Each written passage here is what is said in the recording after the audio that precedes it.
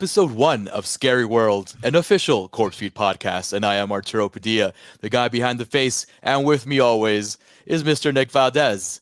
Guys, welcome to Scary World. This podcast is meant for the CorpseFeed universe for you guys out there. We'll take one topic that's I've been racking my brain for the entire week. We're gonna chat about it real quick, and we're gonna talk about some horror stuff. Yeah, it's an extra bit of like if you liked the morgue and wanted more, but it's something we couldn't get to in our usual morgue sitting. So here we are with more content that we always talk about, right? Yeah, So I know. Seriously, might as well start like putting a what's that phrase, Arturo? It's like putting our money with our mouth is. Right? Yeah, like, pretty much. We keep talking about content. We've talked about it for several years, right? Walk the walk, right? Like Exactly. Okay. Yeah. Exactly. But yeah, like this evening, folks, for episode 1, we just so happened to stumble across some awesome news that we couldn't get to on the morgue. And it's the fact that Neve Campbell is not reprising her role as Sidney Prescott in Scream 6. And now, specifically, I had to have Mr. Nick Valdez on this show. As you guys know, he is the resident Scream historian here, the guy who keeps me up to date with everything. So Tex,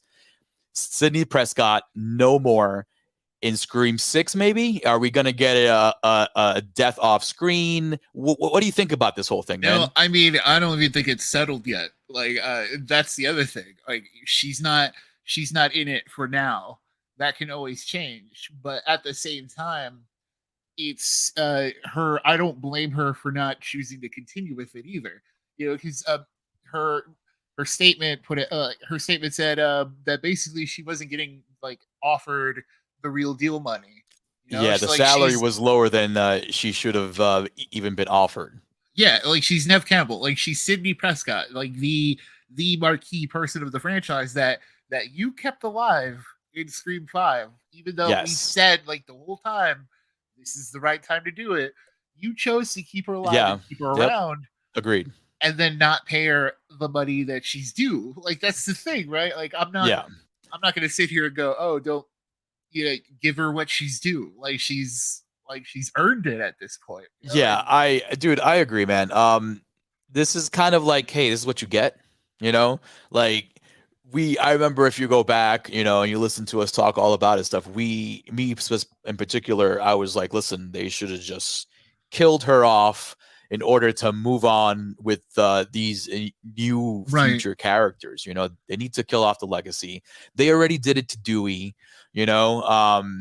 But now this is kind of like, hey, just kind of what you get, man. You should have killed her off. You wouldn't have this problem. You would have continued. So now you have this whole debacle now, being that the movie has a release date of like March 2023 already. It's either she's in the script or not. Yeah. Courtney Cox supposedly likes the script. Yeah, she's coming back. So she's still attached. Hayden Panettiere is returning. The cast members from the new 4 survivors from 5 are returning. So that's the other thing too. Like the Kirby of it all. No. It's just if Neve Campbell were so important, that's the other thing. I'm like, why wouldn't you pay her if she's so important?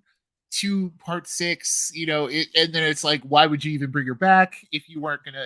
Like that keeps adding on to it. It's like. Not only pay her what she's due, but if you were planning to do so, I don't know. Like, this goes back. If you go back and rewatch part 5, you'll notice that she's not really invested in that's the other thing in the too. story a lot. She just kind of like, yes, you can say that they did everything to bring back these legacy characters in order to kill them off. Right, like that's the whole plan of everything, to get Sam back in the picture since she's Billy's daughter, and that'll bring back Sidney into the party. But like, okay, cool, you didn't do much with her to the point where you could have killed her off. You could have killed her off. It would have been, dude. It would have been awesome if that scene in the kitchen. If she bit it in that scene in the kitchen. Because that's the other thing too. Like, part of me thinks like, oh, you don't necessarily need to kill her off either, because she did complete her story, and you could like walk her off into the sunset, you know. But if you're bringing Gail back, then it's like, well, why isn't it Sidney around?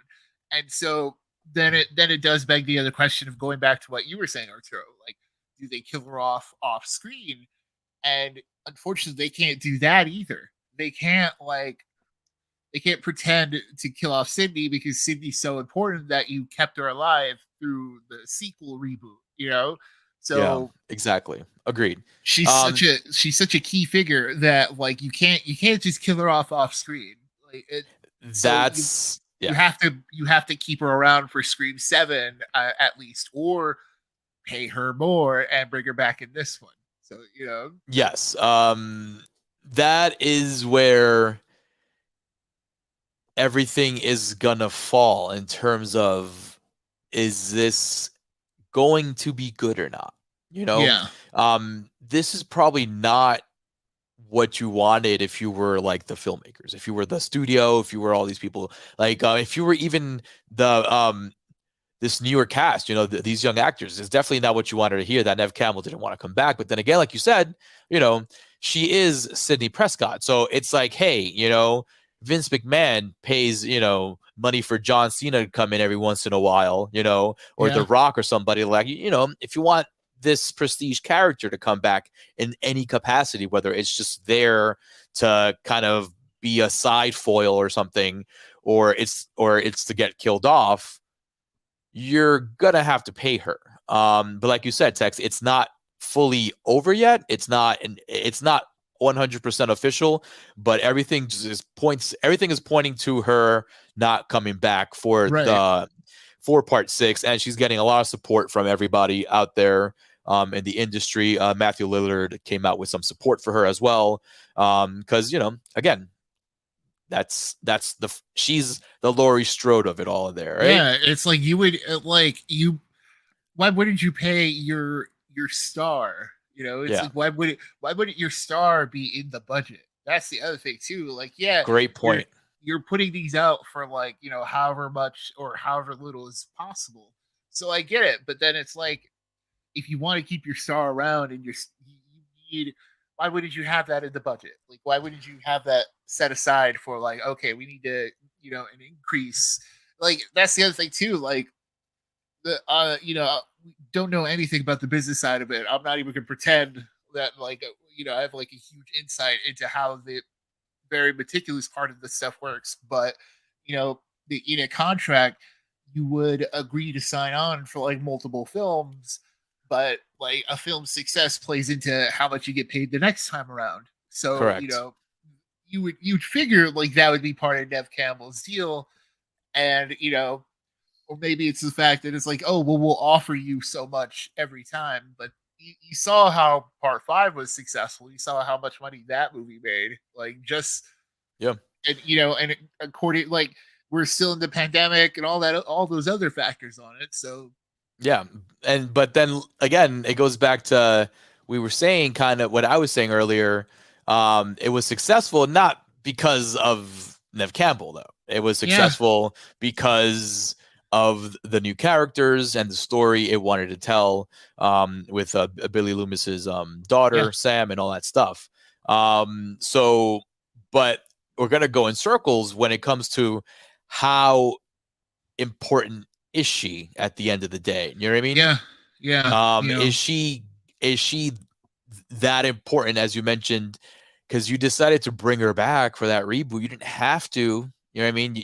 You could have just killed her off screen or said, oh, she's living a life somewhere else. But you decided to actually put her on screen for a while, you know, give her a gun because she's Sidney fucking Prescott, right?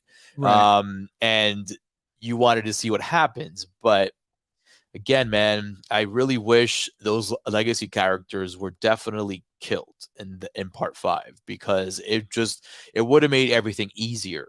I remember I mentioned before at one point that it's beneficial to all the stories involved to just kind of end one and start, you know, continuing the other one properly. You know, you gotta, as you mentioned, Sidney's story is finished, right? It's done. Like, technically, like, in terms of the story that followed her from part 1 all the way to part 4, right? That's all wrapped up and done. So technically, can she be off screen without being killed off screen or even being mentioned? Yeah. I don't know, man. That's a little funky, man. When I heard that news, it was I was very my interest was very piqued, only because I was surprised. I'm like, oh, you're not coming back, Yeah, no, because that's the thing too. It's like it's unlike many horror franchises. She's been a part of each one. Like Yeah.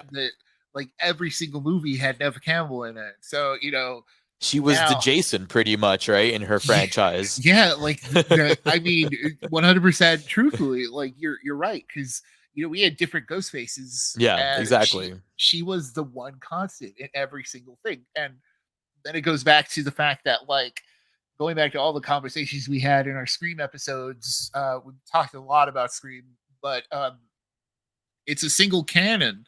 Like, it's a single canonical story, a Yeah. single linear timeline. Like, this isn't like a full reboot of anything. Like, this is a universe where Sidney Prescott is still here, where she's still the most important thing. Like, even when she's not involved in the story directly with Scream 5, like, they still had to bring in Sidney Prescott's house. Yes. Like, they still had to. She's a part of the universe, Like, yes, like she's become that icon. In this Scream world, she is in this universe. She is still existing. Until you kill her off, she will be continually existing here. So whether they do it on screen or off screen is going to be the thing. If I were her, honestly, I'd be like, listen, how about this? Yeah. You get me for one day, right? You pay me what you want to pay me, this chump change over here. You get me for one day, and I'm dead in the first 5 minutes of the movie. Done. You know what I mean? Yeah. After that, she walks away, and you give her an awesome fucking send off. But then again, like, she doesn't even live in Woodsboro. Yeah, like, they had to call her for her to, like, they had to call her. First of all, they called her, and she said, "No thanks, I'm cool." You know what I mean? Like, remember Dewey called her and she was like, "No, okay, cool. Be careful. I'm here wherever I'm at with, the kids with the Patrick Dempsey character that apparently they fell in love or whatever." But, like, they called her and she only came because Dewey died. So, like, are you going to kill off Gail to bring her back? Like, and then even then, like, eventually, you're so right. She's still going to be such an important piece of this universe. Yeah. That, like, a movie without her is going to feel weird. The name's always going to be mentioned. You know what I mean? Like, it's always going to be brought up in the lore, because that's she's part of it. And, like, which brings me to Kirby. Like I mentioned earlier, Kirby is being brought back officially, right, in some capacity here, which is like, hey, why don't you just, like, you don't need Kirby. Give Kirby's money to Neve Campbell. Get her back in the fold.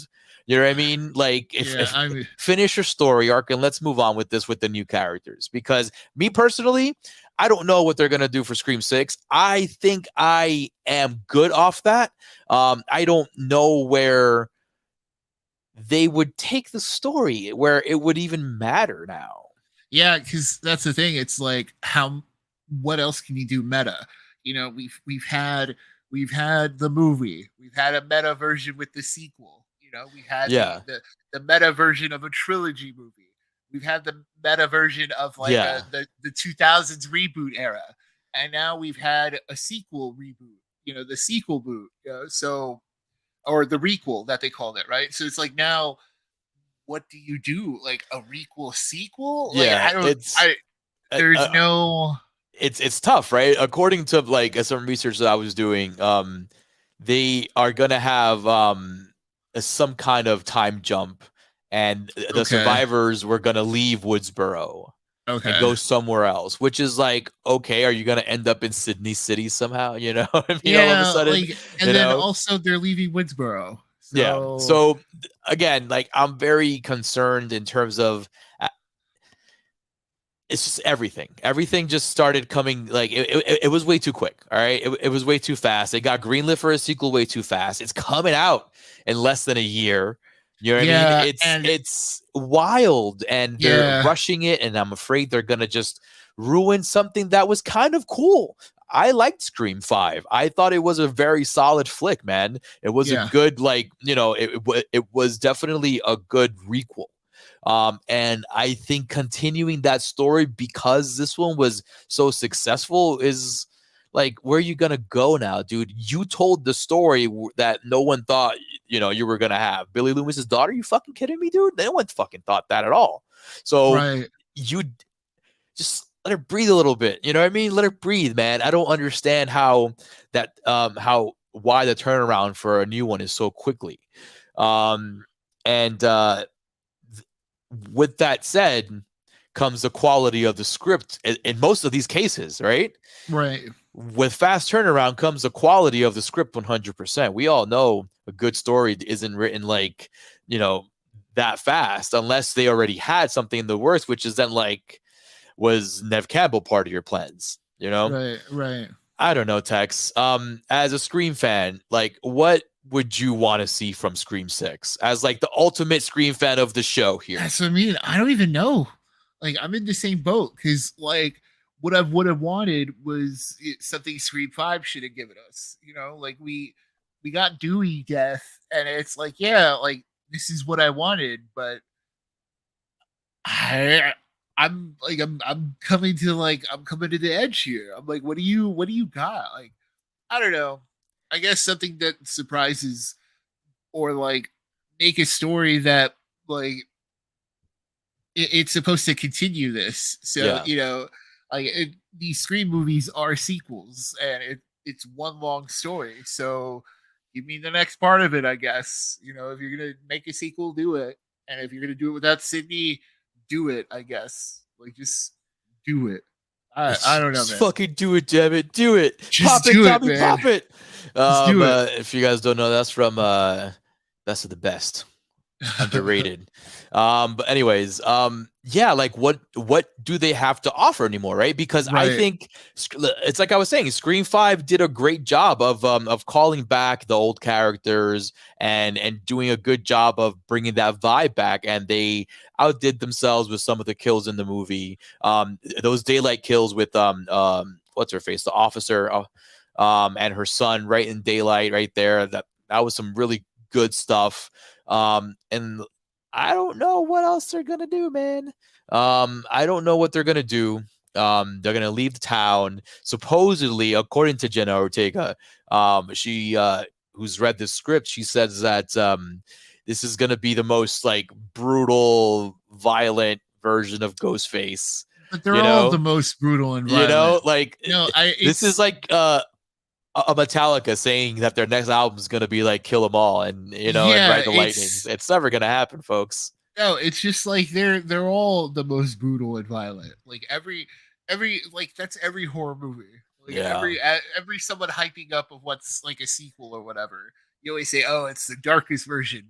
It's the most violent version that you're gonna get. It's the most intense." Because it's like, you're not gonna say it's less violent, Again, And listen, like, a lot of people are taking cues from Halloween 2018, obviously, right? right, They started the fad, right? Of like, oh, let's bring back these characters. It seems like everyone wants this, everyone wants to do, everyone wants to see all these characters again, but not really, just some of them, right? yeah, So they started this whole thing. And I feel like now a lot of these franchises, I'm sorry, a lot of the filmmakers that are tapped to bring back these franchises and do things with them are kind of pigeonholed and kind of forced to do things because of fan service, and because of this, because of that, like, just mainly for callback reasons of old sequels and stuff like that. So um I'm just I'm just worried. You know what I mean? As a horror fan, as a dude who's willing and accepting to, like, watch new horror movies, watch new sequels and stuff. I give all that stuff a chance, right? I'll trash it if it's bad. I'll praise it if it's good. But I definitely feel like now we're headed into this territory in horror where we're kind of it's like back in the 80s when where the big slasher fest was, right? Like everybody was a parody of themselves. It's starting to be that way again with the franchises, and they have to kind of scale it back a little bit. You know what I mean? It's like, yeah, it's cool that you're doing this requel. Why don't you do it, let it breathe and go? You know, it's the same thing, honestly, with Halloween. I'm very biased towards Halloween, as everyone knows, but I call them out for their bullshit and their trash when it's trash. And the story they gave us with Halloween Kills was absolute trash. And I don't know if that was part of the plan. I don't know if that was added because of fan service or something, but it doesn't feel like the 2018 version. You know what I mean? So I'm just concerned that they'll kind of shit all over at part 5 because part 6 of Scream might not be as good, or just might be totally trash, you know? So I have concerns, but just to wrap up this little conversation about Scream until March, until less than a year, we'll talk about it again. Absolutely. Speaking of violent ghost faces, Tex, which iteration of Ghostface is your favorite? Which actual Ghostface, right? Yeah.